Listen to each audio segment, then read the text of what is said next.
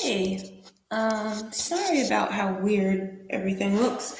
I just wanted to read a little excerpt from a comedic parody that I wrote called Heat. It is a parody action series, and I decided to write it after briefly becoming obsessed with the Jack Reacher series. I don't know if you've ever read any books from the Jack Reacher series, but they are really, really interesting, and it's very easy to get just sucked into the series. But at the same time, if I don't know, if you're a certain kind of person, you also notice like some maybe sexist tendencies in the book. Like Jack Reacher seems to only, or usually he only like hooks up with super, super thin blonde women. And he always mentions their weight for some reason.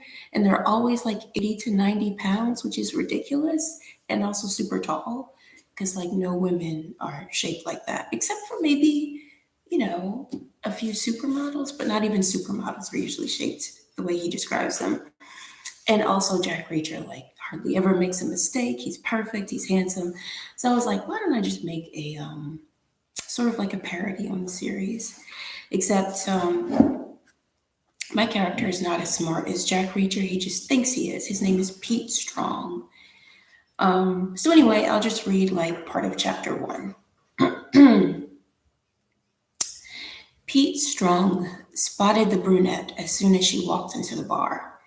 This was due to Strong's investigative prowess, refined by years of undercover work with the CIA.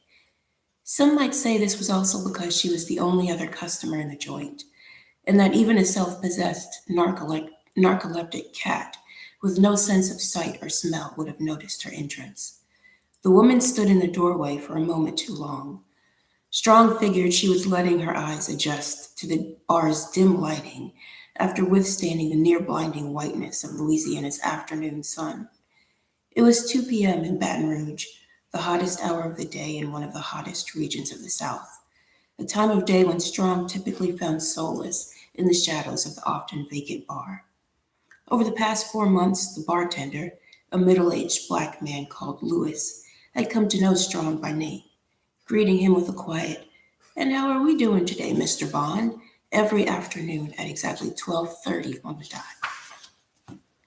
Of course, the name Strong had given to Lewis, James Bond, was only a cover. Strong's experience as a high ranking CIA operative had taught him many valuable lessons. Foremost among these was the lesson of anonymity. I said that wrong. I can't say that word, I'm sorry. Even when you're off duty, remain untraceable. So Strong vacationed under an alias. Everyone, from his motel's receptionist to the cocktail waitress he spent most of his nights with, knew him only as James Bond. Strong was sure his well chosen cover kept him inconspicuous. Now, Strong watched the woman his curiosity piqued. Still lingering in the doorway, she took in her surroundings. The bar was no feat of architectural design. It was a single room with low ceilings, terrible lighting, and only 5 circular wooden tables, each of them broken and liable to collapse at any moment.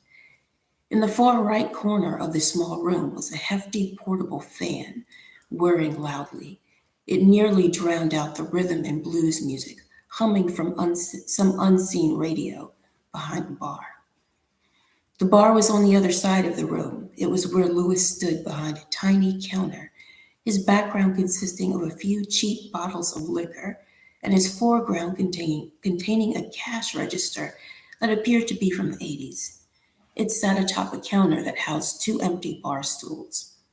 The woman walked in, her steps hesitant as she headed towards Lewis. Strong assessed her with a practiced eye. She was elderly, approximately 28, average height, and nearing obesity at 120 pounds. Free of makeup, dark brown hair pulled back in a loose bun, and dressed like a substitute teacher. Strong noted that she had the air of a very particular kind of woman, the kind of woman who had at some point been jilted at the altar, and as a result, decided to give up on the one thing Strong was sure every woman strived for: to look attractive to men. As he considered this, Strong realized something. A sexless and mildly depressed substitute teacher wouldn't find herself in a bar at 2 p.m. on a school day. She would be in a classroom, intermittently yelling at children while nursing a can of Sprite spiked with vodka. No, this woman was no educator. She was a type of person who dressed like a depressed substitute teacher. This meant she was either a recovering drug addict or a private investigator. Based on the way she was scoping out her surroundings, it seemed more likely she was a PI. At this point, another man in Strong's situation would have begun to sweat, nerves making him shift in his seat with discomfort. But Strong's many years as a high ranking CIA operative had molded him into a superior specimen. Strong was superior not only in physical appearance and ability, but mentally. The man was virtually free of emotion, except for the occasional burst of anger towards a villainous criminal or rush of passion for a beautiful woman. This emotionless state served Strong well in many a precarious situation, granting him the ability to think clearly without the distraction of feeling anything whatsoever. So Strong simply watched the PI, wondering who had sent her to find him and why. The woman smiled at Lewis and said something as she reached into the pocket of her drab brown slacks, retrieving an even drabber brown wallet. She opened it with a flick and showed it to the elderly bartender. He frowned. She said something else, but her words were muffled by the bar's noisy fan. She put the wallet away, and Lewis, still frowning, reached down and retrieved a bottle of water from an ice chest. He passed it to her. Strong watched her wipe a light sheen of sweat from her brow before treating herself to a huge gulp of water. He likewise took a long sip of his own drink, a bottle of lukewarm nettle tea. The woman pretended to scan the room and, forcing her weary features into something near pleasant, she met Strong's gaze. She gestured to the empty chair beside his and smiled questioningly. Strong nodded. She clutched her water bottle to her chest as she strode his way. The condensation left wet marks on the thin material of her hideous brown and beige blouse. Afternoon. She spoke with just enough volume to be heard over the fan and planted herself in the chair beside Strong's. Up close, Strong saw that she had pale blue eyes and delicate features. He also noted that up close, she wasn't so bad, but her clothes were terrible. And sweating in the Louisiana heat hadn't done her any favors. Each of her sleeves were marked with pit stains under the arms, and she smelled like a wet dog. Afternoon, he replied, taking another pull of his tea. I'm looking for a guy named Pete Strong. She spoke slowly and with a smile, elongating each vowel, the accent of a native Southern Californian. Are you, by chance, Pete? As she moved her chair closer to the table, her odor became even more intense. Strong decided that it was worse than wet dog. It was more like the smell that wafted from the monkey cages at the local circus. Strong watched her take another generous drink of her water. It's so hot here, she said in between gulps. This water is a lifesaver. She was definitely from the valley, perhaps no more than an hour outside of Los Angeles. It's about 96 degrees out there. Strong nodded to the doorway. That's better than yesterday. What was it yesterday? Over 100 and no breeze. Wow, that's crazy. She raised her eyebrows dramatically and shook her head. She smiled again. It flattered her features. Strong couldn't help but return her smile. So, are you Pete? Who's asking? Her grin widened. Sorry, I should have introduced myself. She extended a hand and Strong shook it, noting that she had a surprisingly powerful grip. I'm Lucy Leopard. Nice to meet you. I'm James Bond. Strong lied.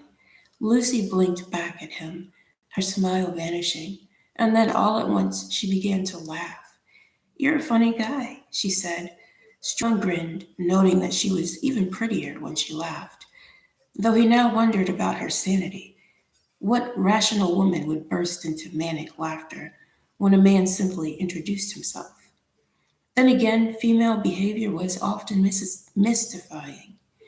Strong quickly recalled a special report from an esteemed news outlet called SNL Weekend Update, stating that women's moods were much like the migratory patterns of fruit bats, in that they were influenced by the moon and the circulatory health of their elbows. Am I? Strong asked with an easy smile. Still chuckling, Lucy shook her head and said, Yes. So really, what's your name? Unless you actually are Special Agent 007 in service to Queen and country. Strong took a sip of his tea to hide his surprise. Lucy was a quick one. How many people would have guessed in less than 3 seconds flat that James Bond wasn't his real name? He figured she must have been some kind of genius. Okay, I'm gonna stop there just because I'm really tired and I also have to go to work in 10 minutes. So anyway, that was just an excerpt from chapter 1 of Heat, a parody action series by me. And I'm gonna warn you, I had to self-publish this book with little to no money, so there are unfortunately some typos in there. And I know the cover doesn't look super fantastic, but this is what happens when you are self-publishing on a budget. It doesn't turn out perfectly. But just to give you a gist of the book, which is very cheap, it's less than a cup of hot cocoa that you can get from Starbucks. It's very cheap on Amazon. It's about Pete Strong, who fancies himself or calls himself a retired CIA operative. And that phrase is repeated 8,000 times in the book. Highly trained CIA operative. I was just trying to be like Jack Reacher books where they repeat that over and over again. Anyway, Pete Strong, he thinks he's I don't know, hot stuff. And he says he's been the CIA's most decorated point man for the past 20 years. But now he's retiring and he wants some me time so he can just watch Days of Our Lives or other soap operas, which is weird. Why is he watching soaps? But that's what he does. But anyway, one day this PI who we were introduced to just now, Lucy Leopard, walks into the bar that Strong frequents and says that she needs his help, but Strong refuses to admit that he's actually Pete Strong, and he tells her that he's James Bond because no one will ever guess that James Bond could possibly just be an alias and not his real name. But anyway, it turns out that Lucy was hired by a really famous guy, an Olympian athlete, to hunt down Pete Strong because the Olympian athlete is in need of protection and Pete Strong's help. But then within hours of receiving the message from the PI, Strong finds himself under attack. Some people start following him, and he has no idea what's going on. So the whole book is about him getting to the root of why this PI was trying to find him, why an Olympian athlete hired the PI to try to find him, and why people are shooting at him now. So he finds all that out in the book, and it turns into this really, really wild situation that ends up humbling Pete Strong and making him realize he's not as great as he thought he was. So, yeah, that is the book. Are you guys writing any books lately? If so, please tell me about them in the comments. I would love to hear about your books. And I'm sorry for I don't know, I'm just not full of very much energy today, not feeling the greatest today, but I still wanted to make this video because I missed last week's. All right, well, thanks guys. I hope you have a great day and happy writing and happy reading. Bye.